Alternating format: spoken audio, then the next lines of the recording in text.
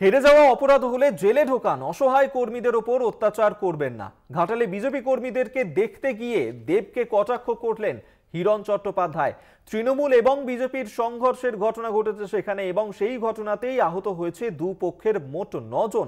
আজ আহত বিজেপি কর্মীদেরকে দেখতে হাসপাতালে পৌঁছে যান ঘাটালের বিজেপি প্রার্থী হিরণ চট্টোপাধ্যায়। তিনি এই লোকসভা নির্বাচনে সেখান থেকে হেরে গিয়েছেন। তৃণমূলের প্রার্থী দেব তিনি জিতেছেন।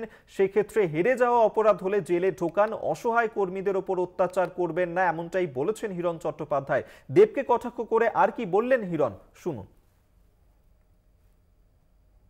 আমি সৌজন্যতার ভগবান, সৌজন্যতার প্রতীক যিনি ঘাটাল লোকসভায় জিতেছেন, তাকে হাত জড়ো করে অনুরোধ করছি, হেরে যাওয়া যদি আমার অপরাধ হয় আমাকে জেলে পুরুন, কিন্তু আমার এই অসহায় কর্মীদেরকে, তাদেরকে মাথা ফাটিয়ে, কার বুকের ওপরে পুরো তলোয়ার চালিয়ে দিয়ে, কার পা ভেঙে, কার হাত ভেঙে এইভাবে অত্যাচার করবেন? এত নিষ্ঠুর আপনি এবং আপনার কর্মীরা। আপনাদেরকে শোনালাম হিরণ চট্টোপাধ্যায় তার বক্তব্য। এই ভোট পরবর্তী হিংসার ছবি আমরা কিন্তু দেখতে পাচ্ছি রাজ্যের একাধিক জায়গাতেই। ৪ জুন লোকসভা নির্বাচনের ফল প্রকাশ হয়েছে, তারপরেই একাধিক জায়গাতেই ভোট পরবর্তী হিংসার অভিযোগ, মূলত অভিযোগ তৃণমূলের দিকেই। বিজেপি কর্মী সমর্থকরা তারা আহত হচ্ছেন একাধিক জায়গাতে। কখনো মুর্শিদাবাদের রানীনগরের ঘটনা, কখনো বাঁকুড়ার কতুলপুরের ঘটনা, পশ্চিম মেদিনীপুরের ঘাটালের ছবিও আপনাদের সামনে আমরা তুলে ধরছি।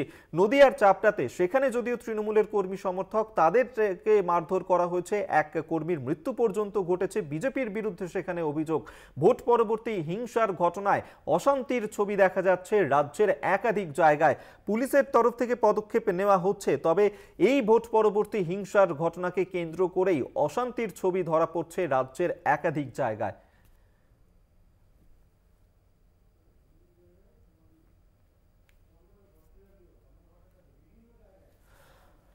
আমাদের সঙ্গে এই মুহূর্তে টেলিফোনে রয়েছেন সিপিএম নেতা তন্ময় ভট্টাচার্য। তন্ময় বাবু, ৪ জুন লোকসভা নির্বাচনের ফল প্রকাশ হয়েছে, তারপরে ভোট পরবর্তী হিংসার ছবি আমরা দেখতে পাচ্ছি একাধিক জায়গায়। কখনো মুর্শিদাবাদ, বাঁকুড়া, পশ্চিম মেদিনীপুর, একাধিক জায়গাতেই সিপিএম বিজেপির কর্মী সমর্থকরা তারা আহত হচ্ছেন, তৃণমূলের বিরুদ্ধে অভিযোগ। কি বলবেন?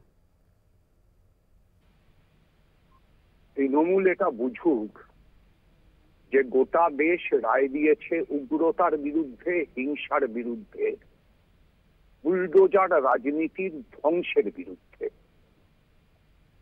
এবার তৃণমূল জিতবার পরে তৃণমূল যদি উগ্রতা দেখায়, তৃণমূল যদি হিংসা দেখায়, তৃণমূল যদি বুলডোজার হাতে না নিয়েও বামপন্থীদের, কংগ্রেসের, এমনকি বিজেপির পার্টি অফিস বুলডোজারের মতো করেই গুলিয়ে দেয় পেশি শক্তির আস্ফালনে, তাহলে যে কারণে এই রায়টা হয়েছে সেই কারণেই এই রায়টা বদলে যাবে।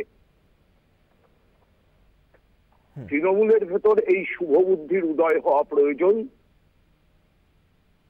হলে ভালো, না হলে ইতিহাস তো কাউকেই ক্ষমা করে না।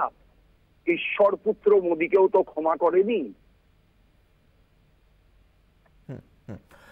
ধন্যবাদ আপনাকে। সিপিএম নেতা তন্ময় ভট্টাচার্য আমাদের সঙ্গে টেলিফোনে ছিলেন।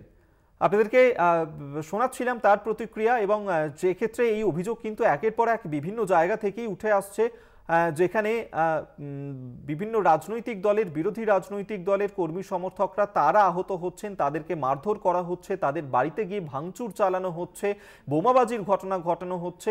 এই অভিযোগই করা হচ্ছে তৃণমূলের বিরুদ্ধে।